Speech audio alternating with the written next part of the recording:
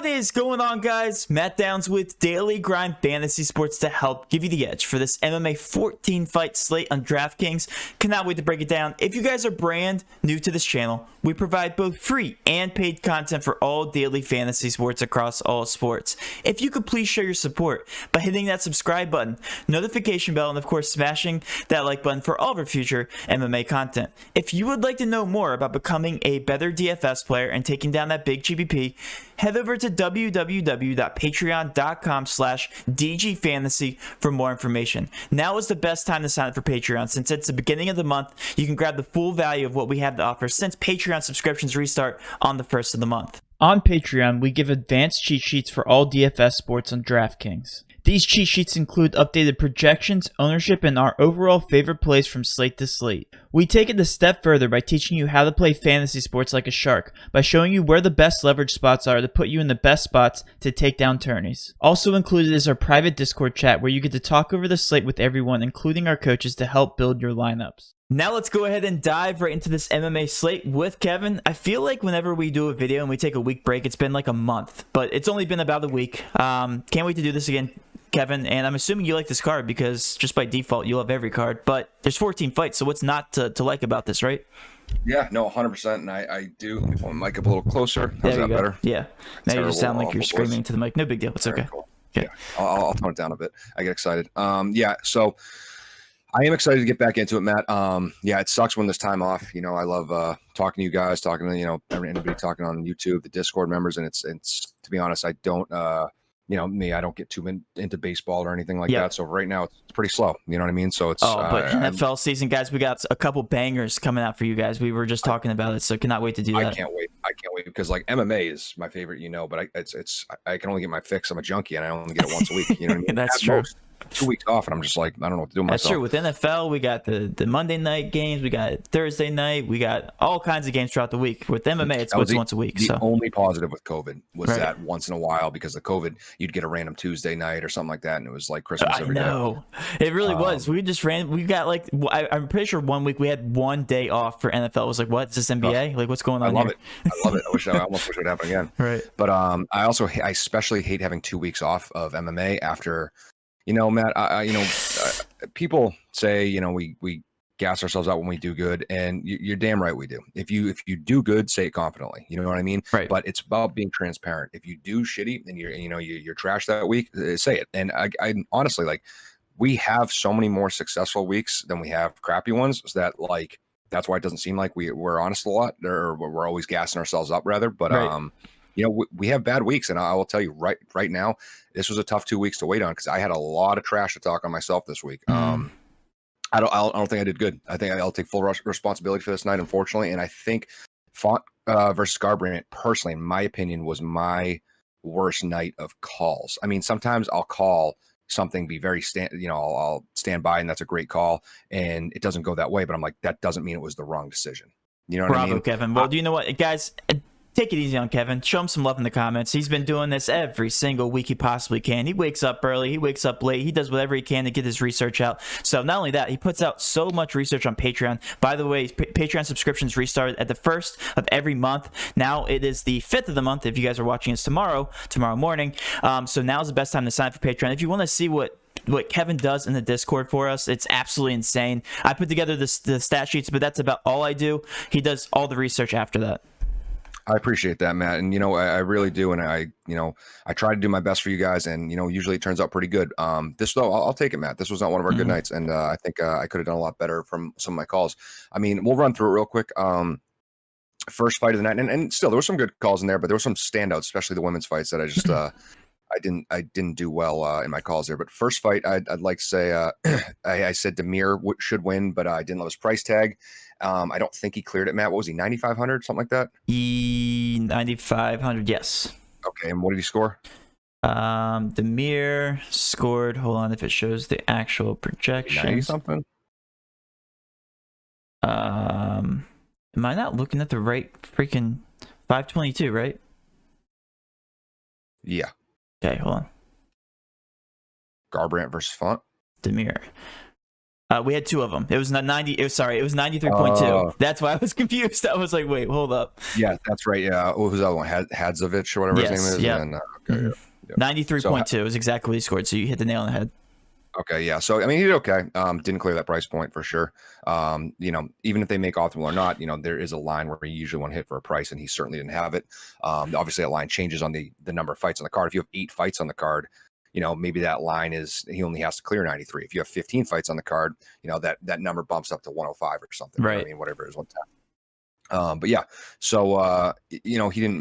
I'm assuming he didn't make Loveless because of that. He did not make optimal, no, because of his price point. Yep. Loveless, yeah, rather. Next was Dvorak. Said he was live. Got the first round sub, which was nice. Kulabo won, but I did have more Yalan. I thought Yalan was very live as the underdog, and I did think that fight would end in a finish either way, so I overexposed there, and it didn't go so well. Kulabo scored pretty terrible, I believe. Right? Yes. Yep. So. Yep.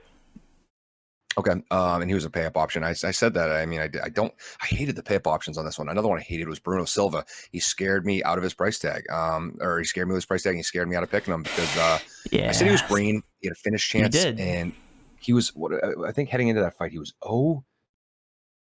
1-3 in the UFC or 0-3 or 0-2 or something with a no contest that should have been or an overturn. It's one of those like scenarios where he's actually like 0-3 or 1-3, whatever he was. And I was like, he was about on his way out the door.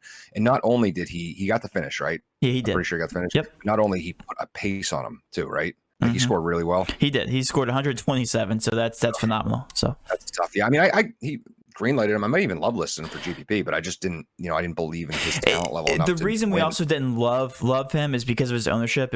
He was the highest owned on the slate, and we kind of looked at that and we're just like, okay, well, if he's the highest owned on the slate, then that's great leverage opportunity. So again, if you played the chalk on the slate, it looks like you did pretty well because all of these love listers are also very high owned, which is something that we were looking at. We're just like, this isn't good for GPP. This is actually better for cash because if you're playing these cash guys, they should do pretty well. We know that, but at the price points, shouldn't make the optimal. Well, Kevin, they did. They made the optimal because of the clinic that they all put on.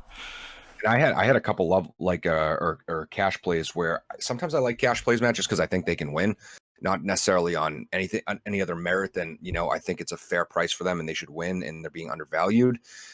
Case in point, Claudio Silva versus Mcgee in our next fight. That was a big fuck up on my part. I thought Claudio Silva was really going to win that fight. I was big wrong there. That was probably the one I was most disappointed about because I just really thought he was going to win. I didn't think in spectacular fashion, but I thought he was going to beat Mcgee.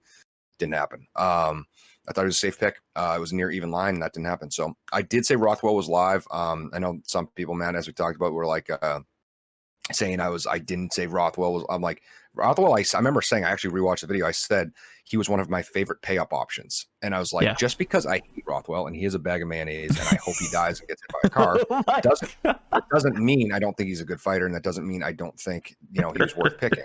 I just want him to exit the fight after winning and just fall off a cliff. But besides that, he's good pick, solid pick, and he got the second round sub, which was cool. Jack Hermanson was one of my favorite GPP plays, and he actually looked pretty damn good. He didn't finish, but he scored pretty well, right? Jack Hermanson. Hermanson did score decent, 97.13. Did not make the optimal, however. Really? And he was, what was he, 8,900? 89, yeah. Yep. That's actually surprising to me. That's a pretty good score for 8,900. There were some low scores here that just scored fantastic, close. So that's why. Or low cost, you mean? Yes. You said low scores who scored actually fantastic. hold on. Boom. Hermanson. Yeah, he didn't make the optimal. So there was one Jared Van Vendera, 83.12 just made it because of the $7,200 price tag, which pushed him out. Yep. Vendera, that was tough. I didn't have a ton of him. One pretty dominant fashion, but that was another one. Another weird one. Did Ramos make? Did I? Yeah, I mean, I know there was a good finish. At least I did. Hey, I might have done. No, I might have. That was one. It's funny you said that. So that fight, I was actually looking at the recap of, and I lost the file of my write up, and I was trying to think. I was like, what did I say about Vendera's fight? And I was like, there's a good finish chance, and I can't remember what I said on him. So I'm glad. You definitely did. So maybe I did a little better than I thought, but Ramos was a weird one. Did he make the optimal? Ramos did make the optimal as literally the last piece here, $7,700, 98.18. So yeah, he scored pretty well. It's such a weird fight. I mean, I did say this was going to be a grappling match, but I didn't think Ramos was going to get 8 takedowns. He got freaking 8 takedowns, so no one can see that coming. I don't blame myself for that one. The back-to-backs that I really did blame myself for was I said Felicia Spencer should at least win her fight, and she did not. So another bad call. And then I said Yan should win her fight, and I did expect a decision from her, but she should win. And the thing is, I know how good Carla Esparza is, and I didn't sleep on her. I actually really like Carla Esparza, but I had too much faith in Yan getting it done. And Esparza won by a TKO with some vicious elbows. Did Esparza make the optimal? Did not. Nope. Okay. So, that's could be worse, I guess, but I was pretty confident in Yan winning. I had her in cash. In the main, I said both guys were live. You know how I said my buddy Matt objectively, I think, beat Rob Font? I was there at the fight, and it was in my county, and I was at the fight, and I remember looking, just eye test, crowds test, and everyone else. It was just, I don't think my buddy lost. I think my buddy beat him. My goodness, Rob Font would put my boy in a casket right now. It's not the same Rob Font. My goodness, he looked so friggin' good, man. I was impressed. I was very impressed. Smoked his price point. I mean, I said to take Cody and Font. I again just was on the wrong side. Yeah, you were dumb if you didn't take one or the other in every lineup. 100%. I mean, this is just pretty obvious since when it was the only like high-paced looking fight on the card. It was like only really two super talented guys on the card. Garbrandt didn't even score poorly, 48.66 in a loss, so not even that bad. Yeah, I actually stacked in cash. I just thought Garbrandt would do a little better. He got outclassed. I mean, he stayed really tough. I was impressed with Cody's toughness. Font was on another level, man. His boxing, I said this. I did say, and I stand by it. I go, this was actually, I think, a good call. I said, this is the two best boxers in the division. And if you watch, I think we saw that. I think Font was just so much more technical. And Cody got his shots. Cody's head movement, though, wasn't there. He was eating a lot. Gas tank wasn't quite there. Slowed down a little bit. I know COVID hit him pretty hard. I wonder if he's still not the same guy from that. That can definitely affect it. So. Oh, yeah, big time. Beats the hell out of you. So, but yeah, Font looked great, man. Font looked great. So I think he's definitely in line for a title shot. So, yeah, but I think this was a pretty shitty and tough card to call objectively, but that again is no excuse. Looking over it, you didn't do that bad. I think you did okay. It's not like you missed on everything. Honestly, some of those love listers that you put in there made the optimal. A lot of them did. There's not a single you red lighted two guys here, Demir and Mcgee, and neither one of them made the optimal. So technically, you didn't do that bad. Just saying. I guess, yeah, I appreciate it. But here's the thing. You want perfection. I want we perfection. We want those $50,000 winners every week. Every week. You know what I mean? We got a taste for it. And the other thing is, I want, once in a while, if I have one bad call on a card, I'm like, okay, this was a bad call. I feel like I had three. The two women's fights and the Claudio Silva. I don't like that. And I get that, like, that's still okay, but like, I don't like that. Right. So we're gonna come back and we're gonna crush it this go. Yes, we are. Flipping over to it. So starting off, we have Claudio Puelles versus Jordan Levitt. I love Jordan Levitt simply for his last KO of Matt Wyman. He framed up Wyman. Matt, I don't know if you remember, he's the one who picked Matt Wyman up in a double, or something for you is just he picked someone up in a double because you probably don't remember who Matt Wyman is, but he picked him up and he framed him up with his forearm, put it like right against his throat, and just so he created some space, and then he just I remember that. The soul out of him, and it was one of the cooler knockouts of the year. At 8-0 with 6 finishes, I think he's very live and green for this card. Not quite a love lister, but I am a fan and support picking him at 9K, especially. It's not too bad. You can get up there. He has good wrestling, good finishes, fights well on the ground. Claudio is tough too. I've liked him for the most part in his 3 UFC fights. He's a strong ground game as well, so I don't know how this matchup goes in that regard. It is a -170 finish chance. He's live off the rip too, but it is worth noting that he hasn't fought in almost 2 years, so green off the rip for both, but I do have a little more love for the favorite in Levitt this one. Well, you'll be surprised, I think, to hear that this is the second highest owned guy on the slate, right off the rip here. Jordan Levitt, 46.1% owned, and that's very high just in general. Like 14 fight slate, I don't think anybody should be 46% owned, at least in my opinion. That being said, you guys know I always give them benchmarks. So looking at the top 6 fighters here, usually I make an optimal based on the top 6. Anybody below the top 6 is usually GPP range. So we'll process this a little bit later on as we talk about all these fighters. But it looks like the benchmark is at 28.8% ownership. So it's spread out amongst the rest of these guys, but I can tell you right now, it looks inflated on a couple guys, one of those being Jordan Levitt at 46.1%. I can tell you right now, if there's an upset in this fight, number one, everybody's turning off their televisions. Claudio, 11.2% owned. To me, that looks very, very criminal in terms of ownership based on everything you just said, based on the finish probability, and also with Jordan Levitt being 46.1%. Am I in the right path there, Kevin? Yeah, what the fuck did you just say? Jordan Levitt's at 46.1%? 46.1, and then Claudio's at 11.2. I mean, I like Jordan Levitt, but 40. I'm looking where a casual might put their money. I'm looking where the price tag, I guess, is appealing when comparing it to the other people too. I guess. I don't get it. I mean, I get it's a kind of, it's not a studded out card, and that's when you'll see this happen. You know, there's not big names. Even if Cowboy's fighting or someone who's a big name who's kind of on, their last legs here, it would still, you know what I mean? If Cowboy was a favorite, maybe some people could take him or this and the other thing, and it would separate some ownership. But that's crazy, man. That's freaking crazy. That blows my mind.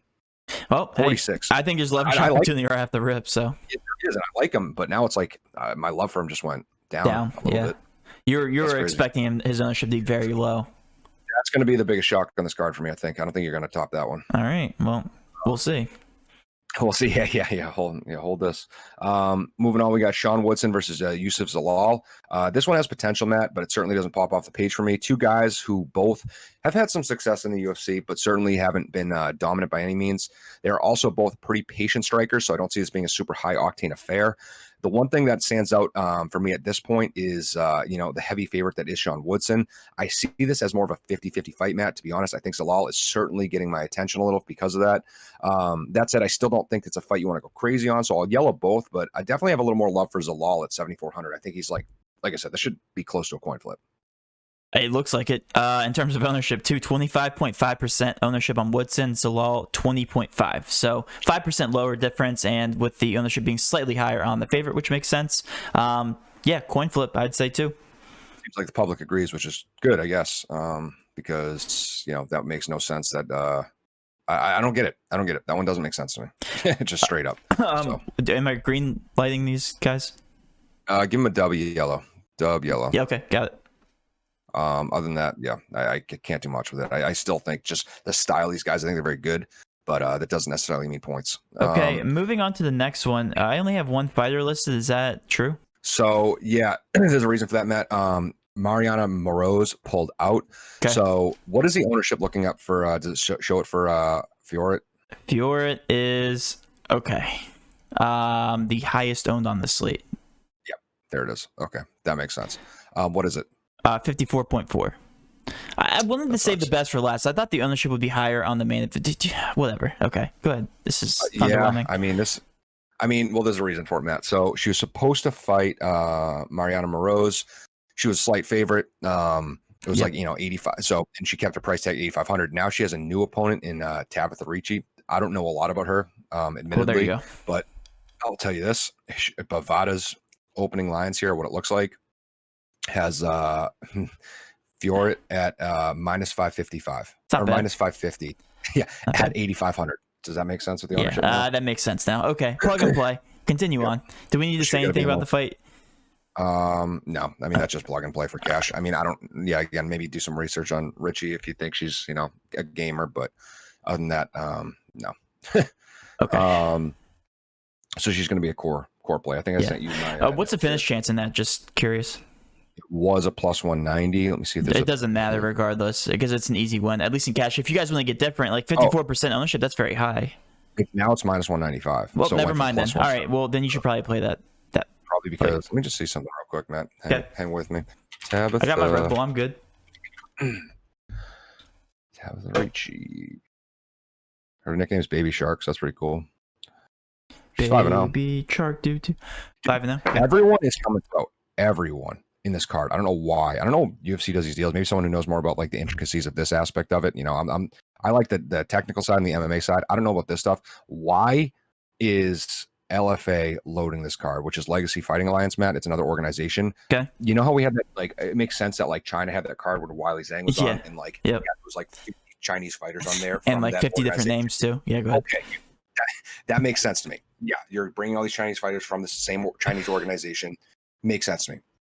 Why the hell is every fighter on this card from Legacy Fighting Alliance? I don't understand. Maybe UFC just paired a deal with them and they're just bringing it. That's a good feeder program for them. I don't know. I mean, they open people, but it just seems like everyone on this card is coming from there who's making their debut. So I digress. But yeah, that's interesting. She's 5-0. I mean, take a swing if you want to get super contrarian. I mean, that would blow up the slate. So yeah, but other than that, we have Alan Patrick versus Mason Jones.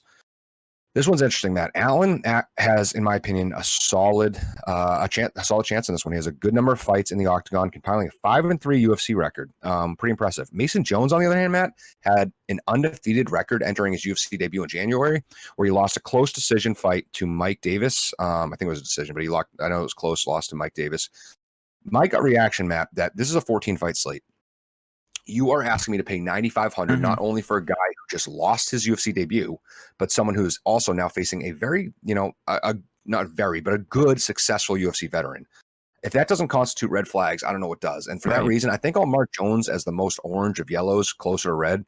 And I'm going to go Patrick green. I mean, Patrick has crafty vet experience. I think he's being vastly undervalued in this fight. I know he's 37 years old, but he's super live, and he's going to be a punt for me, actually, man. I'm going to throw him on the love list. I have a talking point real quick about the name Mason Jones. I just want to tell, I don't think you know the story, Kevin. And whenever me and TJ hear this name, we crack up because this dating back to when we just completed NFL season. As you know, there's an NFL player called Marvin Jones, ironically on the Jaguars now.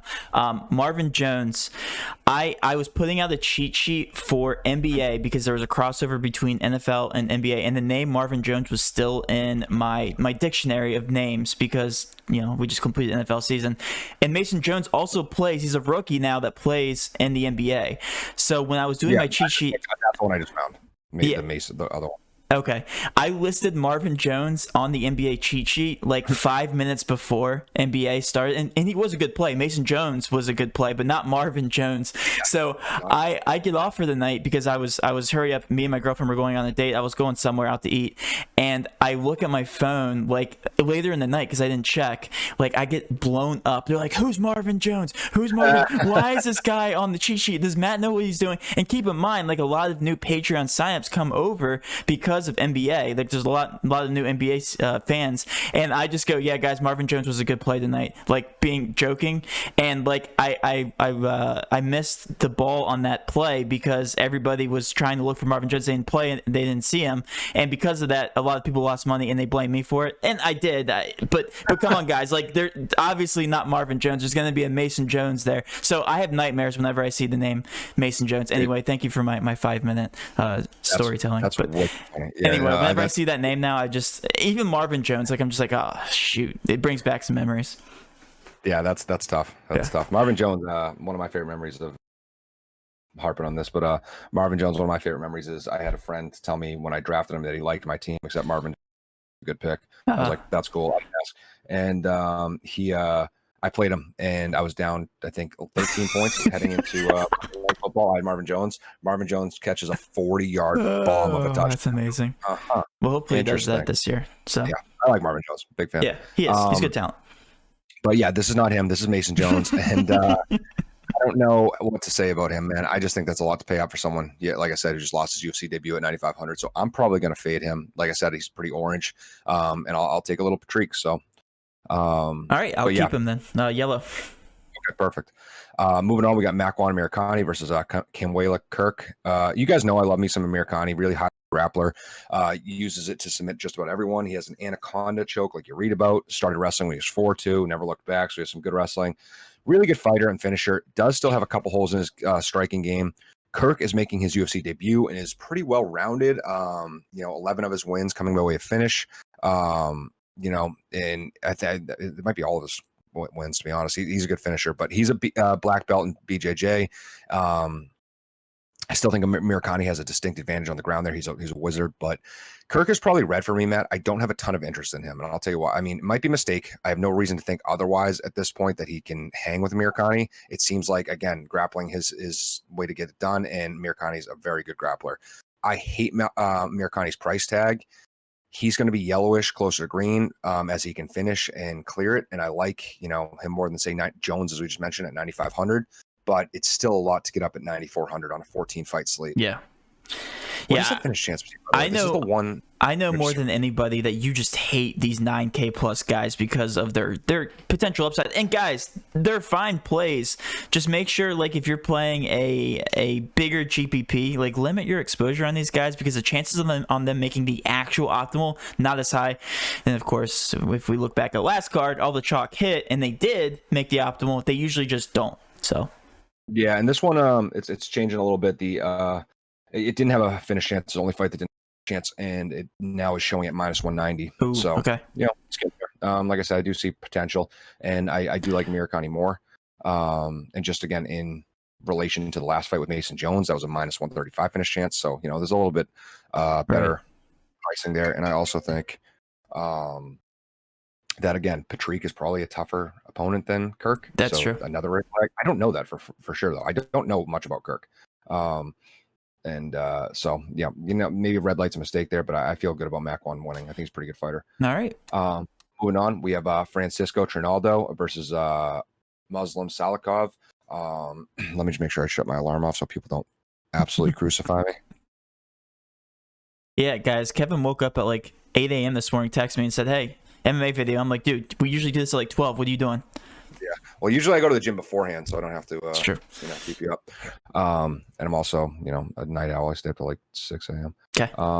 That's just psychotic. That's not being a night owl. That's just being psychotic. Or just a sad, lonely loser. Anyway, so yeah, Francisco Trinaldo versus Muslim. This is interesting. I just wish Trinaldo would retire already. He has some power. He's a true veteran. I respect the hell out of him, and he actually looked pretty damn good. He's 42 years old, Matt. I don't know if you know that. He's 42. Okay. So he could be my dad. Nice. He probably is your dad. Get checked. But anyway, his pace is usually pretty slow, and he just typically doesn't interest me too much. He has power, but pretty slow pace, like I said. Salikov is a very talented guy, but he's for sure a fighter that you want to finish because in decisions, his pace is pretty slow. I'm going to yellow both these guys, Matt. I hate Trinaldo fights. I just hate him. I hate him every time. That's why I wanted to retire. He makes cards tough for me. Trinaldo can beat anyone. He still is good, even at 42 years old. He's actually probably being undervalued. He can definitely win. We saw that. Who did he ruin? He kind of ruined the coming out party for whoever he fought last. I can't remember. Was Jair? Who the frick was it? Let me see this real quick. It's going to bug me. For Trinaldo? Yeah. Is it Herbert? Yeah, Herbert. That's what I said. Jair. Yeah, that one. So okay, yeah. Yeah, and he, Herbert had some good moments in there, but Trinaldo stayed tough. I didn't look up anything for that. I just knew off the top of my head, so just in case you're wondering. No, that was impressive. I bet. But yeah, I don't know. It's going to be tough. I still think he's likely to lose a decision. Salikov, on the other hand, is tough and has big knockout power, so you got to consider him live even at his price. But if he doesn't knock Trinaldo out, I think you might be in trouble here, Matt. All right. So you said yellow light for both these guys, right? Yep. All right, and the ownership makes sense. This is the lowest combined ownership for the entire card. It looks like 16.1% for Muslim and Trinaldo 9.4, which I believe, nope, not the lowest, but pretty low. Okay, that makes sense. Wait, when Muslim is 9.4? Muslim 16.1 and Trinaldo's 9.4. Yeah, which is still pretty really low. Yeah. I mean, there's potential there if you want to take some leverage picks. I don't hate it. Yeah, especially at that price tag, $9,100. It's just an awkward price tag. It is. It's not too high. It's not too low. It's like, You can fit some stuff in. There's some good pay down options here. Right. One of being, the next fighter, Ilir Latifi. It's tough to find a love lister on this card, Matt. There's not a ton of them. But this one isn't going to shift those tides, unfortunately. But I'll give it a double green. There's some hope for this fight, just because I see a path to victory and a path to clearing their price tag for both guys. Yeah, there's potential here. Latifi has been less than fantastic lately, but he did get big robbed in his UFC debut against a very tough Derek Lewis. If anyone listening thinks he didn't get robbed, go rewatch the fight and look at that stat line. He got robbed. And that's Derek Lewis, Matt. That's, Wait, you're love listing this, right? No. I'm saying double green, close, but not quite. Oh, okay. But you're double green. Okay, well, you might love list after you hear the ownership. Okay. Really? Yep. Okay. Well, I mean, he's good, man. He's good. He got good wrestling. Like I said, Derek, three guy in the world, and I think Latifi objectively beat him. He looks different at heavyweight. He looks kind of fatter, kind of wider, but I mean, he's still a small heavyweight, but has good wrestling. Heavyweight's not, he's probably still fast for that weight. And I think he's live. Bozer is also live. Bozer's tough, man. He's a heavyweight with big power, and Latifi can be knocked out. Latifi also, again, has not been a heavyweight very long. I'm sure he's probably not as used to people hitting as hard as someone like Bozer. That said, Bozer is a winner. He's a good winner, but he's not he's not going to chase you down and get frantic. He's going to, pick you apart, and he's a talented fighter. And if it's there, it's there. But at the same time, I don't know. Bozer's tough, man. He's got like as many, like I'll tell you his I think it'll even show through his whatever you want to call it, fight history or previous stat lines. He's got like, where is it? Yeah, he's gotten set like it's like KO, decision, KO, decision. So it's like, which dice is that going to roll on? You know what I mean? Right. He had a streak, Matt, where he had like, I don't know, win or lose like 9 decision fights in a row, and it's like that might not be good for him. I don't know. I don't think he clears 8.9 K in a decision. So Okay. where Latifi probably does, because he probably gets some wrestling in there and it's a cheap price tag, but Bozer could knock him out. And what's the finish chance? Minus 110 again, just to make it. If you want any more of it. I guess that kind of makes sense with the ownership, but it's like I see heavyweight and I just know like the finish chance should be high. I guess it's just a casual looking at it. But yeah, it wasn't these two guys, it would be higher. Right. Well, the ownership again, very, very low, and I guess the Vegas line is also very low, which I'm assuming is why the ownership is so low.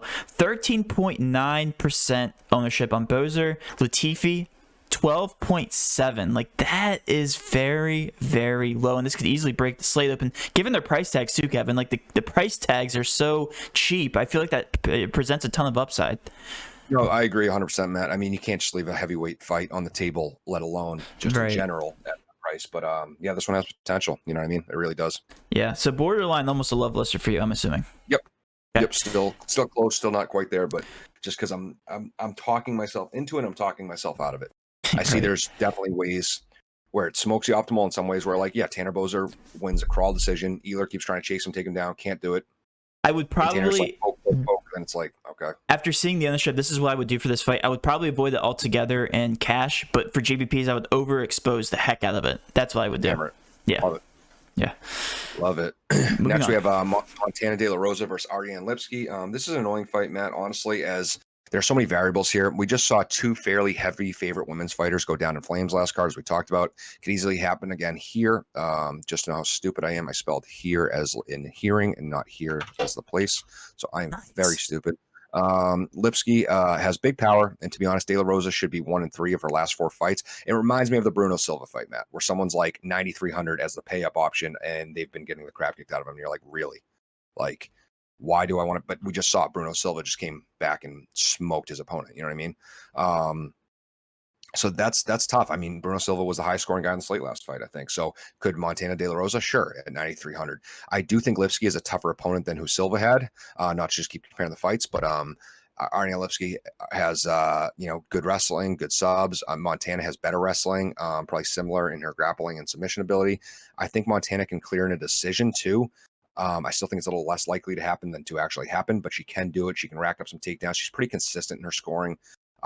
It's going to be double yellow again, Matt. I hate to do it. It's just the facts. Right. I think Lipski could steal one. I think Montana could clear in it's going to be really tough. She can do it on her best day, but it's going to be tough. And she could submit her. But other than that, yeah, it's definitely not my favorite fight. It's not my least favorite fight, but it's not. Yeah, I can tell you right now, the price tag scares me. Rosa 21% owned and Lipski 8.8, which isn't the lowest, but pretty low for a $6,900 fighter. That's crazy. Yeah, it's. I don't know what to do with it. Yeah, looks like the public doesn't either. So another avoid in cash. That's a problem when you have 14 fight slates, Matt. There's going to be so many fights, and this leverage. If you want to take some shots and you want a chance to take down $1 million tournament, whatever the highest tournament is in this one, this is the slate to do it on. When you have 14 fights and there's not 5 obvious ones and 9 trash ones, it's like there's a lot of not obvious ones. You know what I mean? So right.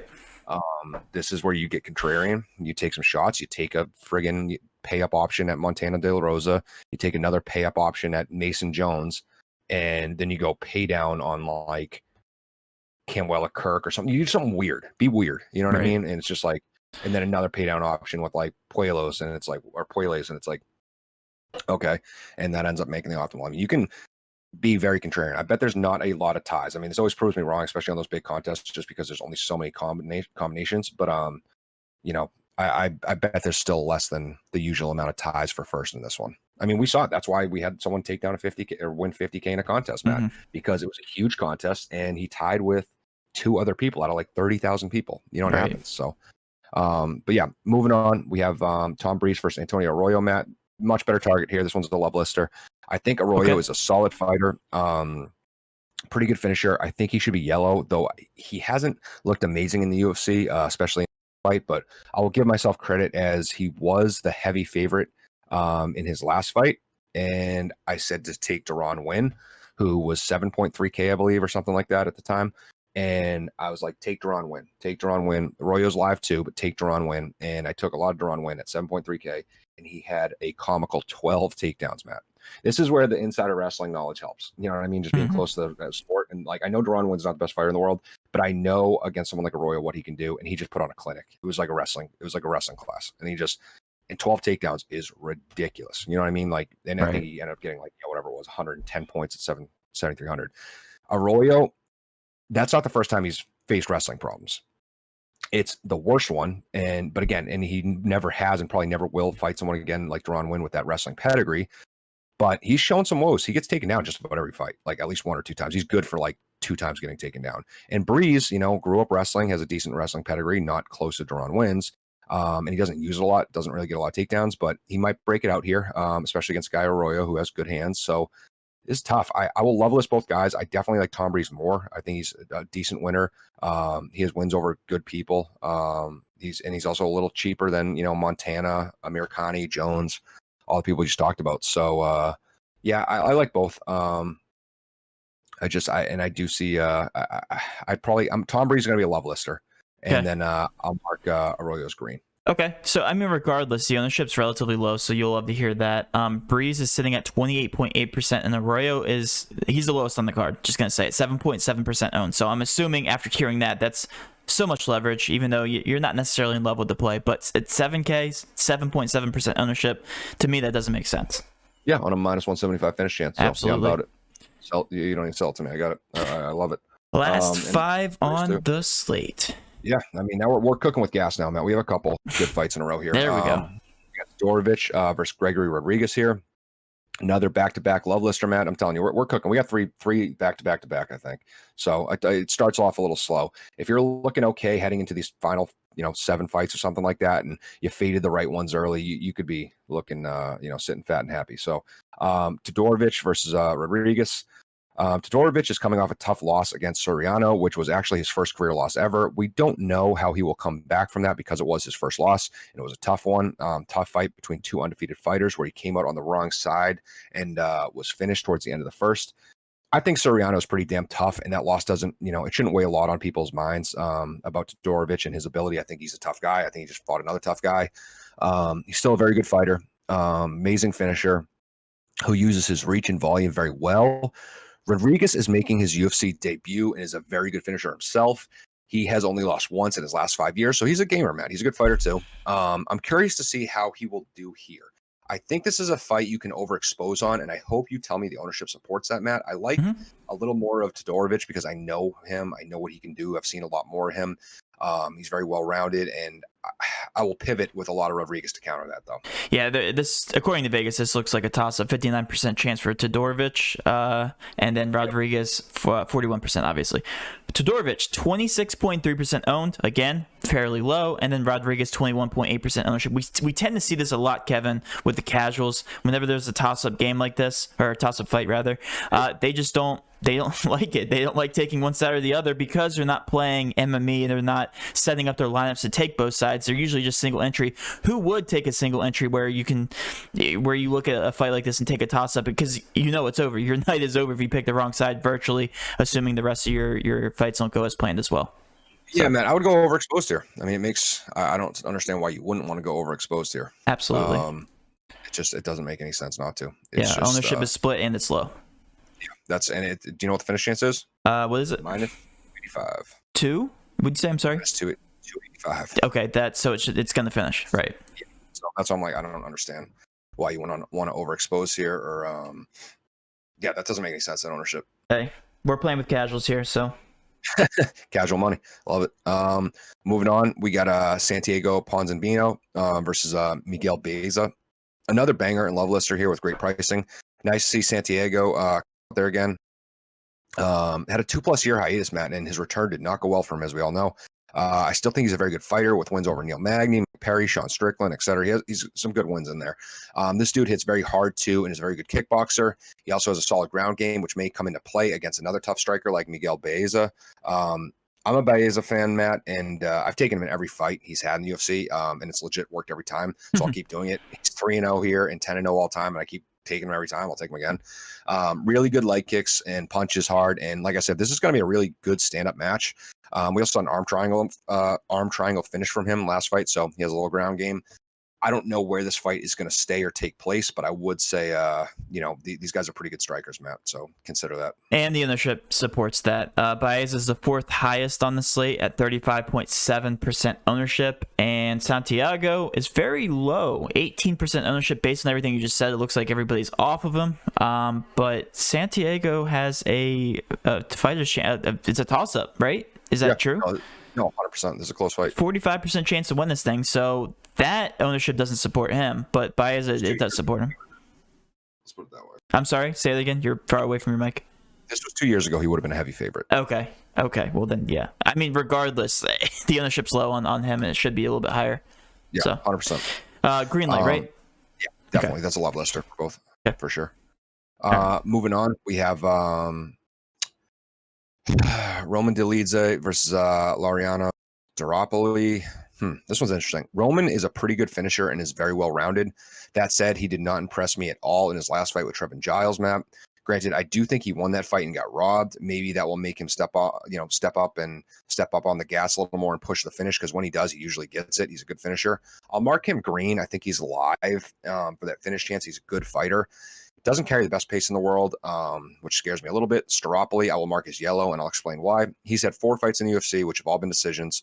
In those 4 decisions, win or lose, he's never cleared 100 strikes. Yeah, it's sucked. So you see the score there. He's had 1 takedown in that time since, so he's not a great scorer.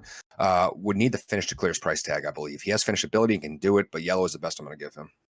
All right. I mean, that's straightforward. And it looks like the ownership supports exactly what you said. Roman, 27.2% ownership. And how do you say his last name? Starpoli? Yeah, Starpoli. Okay. 10.7% ownership. So fairly low. I wouldn't touch a lot of Starpoli. I don't see a lot of upside there, to be honest, unless he knocks him out. All right. Moving on. Yeah, I was going to say that's one of those fights just like... Yeah, I don't know what to do with it. Maybe grab a little bit of Roman. He's good. He's a good fighter. Moving on with the co-main, we got Walt Harris versus Marcin Tybura. Another one? No, it's just Walt. I recognize this name now. I feel bad for this guy now. Yeah. Because of... that and just getting bundled the last 2 fights. Oh, yeah, that too. I didn't know if you meant his stepdaughter. No, that's why I feel bad. And then just the combination of the 2 things happening. Yeah. He's had a tough go of it, man. He's kind of booty, which sucks, but you got to take ton of him, not to just kick him while he's down. But I mean, I don't know. He's not good at finishing fights, and I don't mean finishing as in knocking people out. I mean finishing like following through with, going the distance and stuff like that. He hits so friggin' hard and has knocked out some really good fighters and has had others on skates, like Overeem. He almost finished Overeem, so close. And Arlovsky, but 7.5K, he's very enticing, and I'll have some of his love lister. I do think he can be finished quite easily, though, and Tybura can clearly be the guy to do that, as we saw with Greg Hardy. Tybura isn't the best finisher in the world. He's always he's like a lock for 2 takedowns, though, and has decent volume, so he can clear his price point in a decision for sure. I wouldn't expect it necessarily. I'd probably say it's less likely than more, but he can do it, and he still can knock him out. It is a minus 150 finish chance. I don't know. Tybura will make the love list, and Harris really can be put away pretty easily, so I will say that's why. But this could be a banger. Walt Harris definitely making my love list because he has big power, and he's pretty cheap. So I like this one, Matt. How about Tybura? Also green? Yeah, well, I'll put him in the love list. I mean, just because... Again, I think you can knock him out. Okay. Ownership very low. Again, the Vegas projection here has Walt Harris at a 40% chance to win, Tybura 60. So another close toss-up. And again, ownership very low. So a lot of leverage potential here down the stretch. The last 5 fights, 23.1% on Tybura, and then Walt Harris at 13.3. So very low ownership combined there for that fight as a whole. Damn. That's that could be another heavyweight banger, and the other heavyweight fight has low ownership too. So you got to think one of those heavyweight fights. There's a lot of heavyweights on here. Is that just me? No, that's fair. One, There's two, three, 4 four. fights. 4, yeah. Not bad. 3 or 4 fights, yeah. I'm trying to see. Bozer, Harris. If you like fat guys and you like this card. If you're a chubby chaser, this is the card for you. I was actually thinking the other day, UFC one time, it was actually sick. They had an all heavyweight main card. It was 5 heavyweight fights in a row, and it was a banger. All ended in finishes. I mean, I'm assuming it would be. Yeah. Yeah, it was sick. It was absolutely sick. Back in the heyday of heavyweights with Kane and Junior Dos Santos, and I think where Doom was on it. All these, it was sick. I personally, and this is coming from a casual perspective, somebody having no MMA knowledge whatsoever, now that I have a little bit, I enjoy the heavyweight fights the most. And I know a lot of people would not agree with that, but I love it. I just love the fact that they're throwing leather like that, and I can't even imagine what it's like getting hit by one of those shots. Oh yeah, no, it's the a button can shut them off at any time. That's pretty cool. You can literally put the lights out. I love seeing them connect and then the other person regaining. Like that to me is like how did he do that? Like how is that possible? And it happens. Yeah. So it's crazy. Yeah, some of them eat bombs, and you're like, how? So, like, how do they keep eating bombs? Yeah, like to me, just like a featherweight or a flyweight fighter, like them getting punched. Like obviously, it would still hurt. I couldn't survive a second in the ring or in the octagon. But to me, it just looks on television like it's mediocre. It doesn't look like it should be, anything. Yeah, so, it's funny, and they do hit so hard. Oh, I know they do. Speed freaking kills, and they're so fast. But there's something about getting hit with, like when you see Shane Carwin or someone like that, who's one of the heaviest hitting people of all time. I don't know if you remember or know Shane Carwin. Mm-hmm. He had like 5X gloves. Like think of an XL. Like I wear like XL gloves. Like I got pretty big hands. Right. I think of a 5X glove, and like they had to make custom gloves from. Like that's the size of a goddamn lunchbox. Yeah, it's like it's just like no, forget that, dude. Forget that. Just like no, I'm good. Yeah. Yeah, anyway, I almost forgot. Random, we got a fun fact today. Oh, yeah, right before the main event. What a good time to do it, too. So this is an interesting one, okay? Okay. This is a weird one. Hold on, I need to have a graphic. Kevin's random fact of the day. Just like pop up on the screen. Lasers. Lasers got it. Thank you.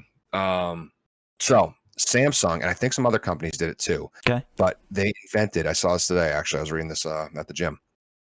They built a butt-shaped robot that actually wears jeans. It's just a butt with jeans they put on it. And the goal of the robot is they put a phone underneath it and just beat the shit out of the phone with the butt robot just to like emulate sitting down on the phone to make sure it can test like butt weight and like pressure if you're just sitting on your phone. Now I have a question. Why can't a normal person just do that? I mean, they could, man, but who are you going to pay to just run up to a phone and just... I mean, that sounds like a fetish more than a job, but just put on pants and sit down on the phone for 12 hours. I would do that. Yeah.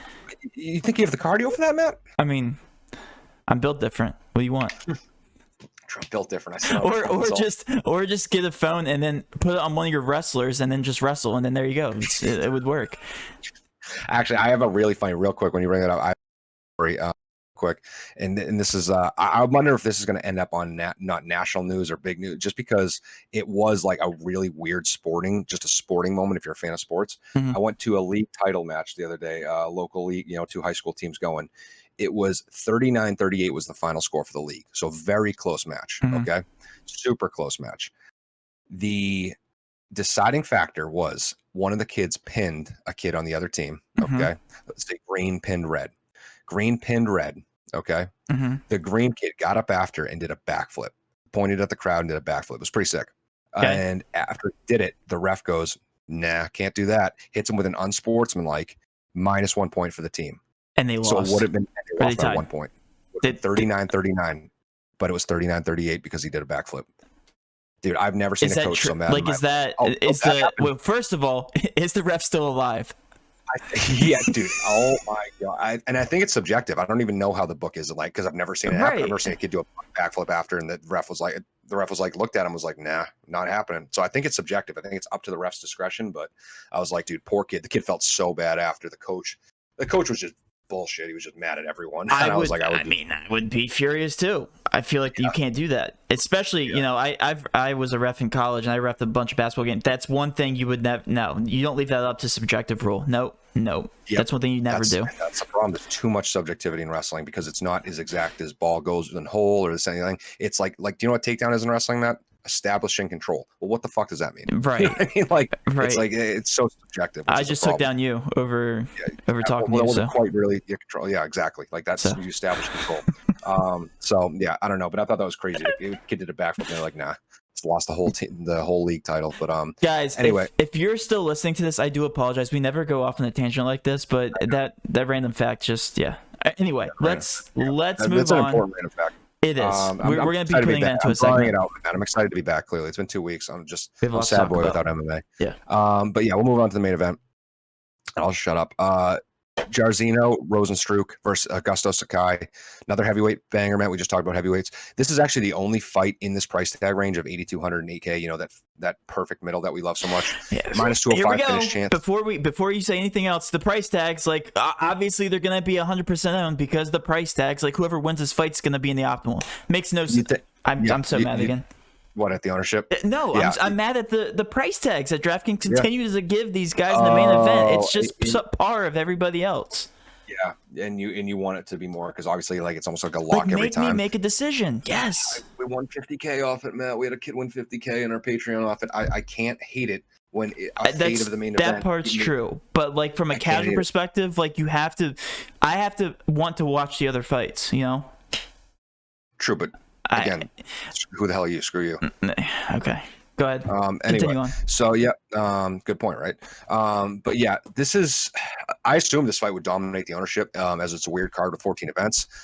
Makes it seem like it's not as dominant as it should be, Matt. I'm gonna love this one for obvious reasons. I'm gonna throw it in core for obvious reasons. I do think this makes the optimal being 5 rounds, 2 hard hitting heavyweights, and that perfect pricing. That said, Rosenstrok looked miserable in his last fight against Cyril Gane. That was crazy. I mean, it's one thing to get slept by Ngannou like he did, but to literally do nothing, Matt. He did nothing for 5 rounds.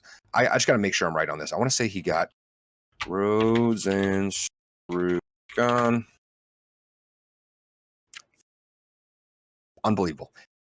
49 total strikes landed in 5 rounds. That's less than 10 landed strikes a round, Matt. That's just, he's not doing anything. He's not fighting at that point. And he never really pushed him. I mean, he was losing. He knew he pushed him, never went for the kill. So it was kind of weird. I don't really know what to think about that. Kind of disappointing Rosenstrok in that fight. Sakai is coming off a more impressive loss where he got finished in the 5th round against Overeem, but he hung tough, had some shots in there. And, I think he looked pretty good, actually. I think someone gets slept here. I really do. It's a very, very green fight. But do remember, it's a big slate, Matt. I will say, I know you want to take this 100%, obviously, but you got to think of it this way. These are 2 heavyweights. It's not Garbrandt and Font.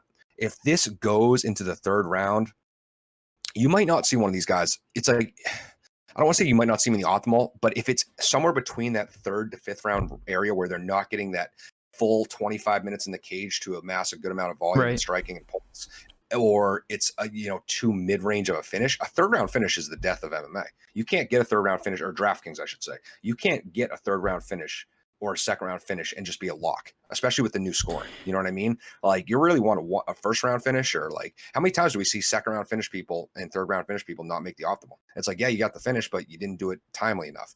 And like I said, these heavyweights, they're not going to be, I don't think it's going to be like, oh, before he got the finish, he had 40 significant strikes or 70 significant strikes or something like that. It might be like, you know what I mean? Like, right. I don't know. I'm not saying fade it. I think you probably should take it. I'm a little scared to fade it, but I could see, if you want to get super contrarian, why that makes sense. Where like Rob Font won a decision and how many friggin' hit 180 significant strikes or something stupid. The one thing that I hate, again, and it just goes back to the pricing, is that this fight should keyword there, determine your night. And I just don't like that because it's one side or the other, especially in a fight like this. The last 2 main events have been like this. It's a 55 to 45% chance to win, so it's a toss up, and the ownership is split. Like, this is going to determine your night, and that's the one thing I don't like, because this is one fight. I think you can agree with me, Kevin. You can't stack this thing, right? This isn't a stackable fight. You have to take one side or the other.